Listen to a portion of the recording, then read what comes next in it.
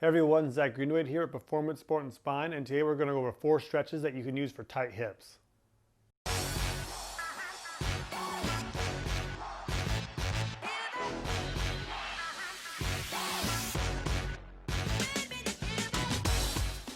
For this video today, you're going to need a box. This is 12 inches, so go ahead and get that.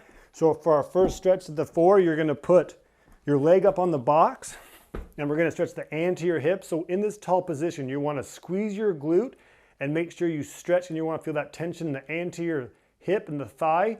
Don't just hyperextend your back, because this isn't a back stretch. So we're really trying to focus on the hip. So we're going to squeeze our glute and hold it for about 10 seconds. You may need to adjust this depending on your current tolerance level. Okay.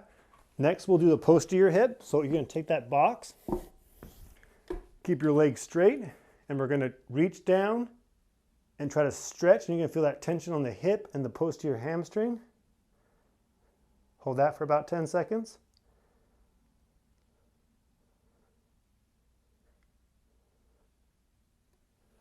The next one will be the lateral hip. So you're going to take your leg and cross it over the other leg, and then you're going to push your hips down and stretch to the opposite side, feeling that nice gentle tension on the outside hip.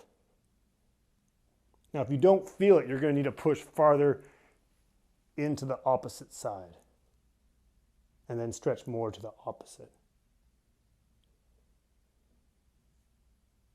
And then lastly, we're going to do the inside of the hip. So you're going to stretch and lean, and you're going to feel a nice hip stretch on the inside of that hip.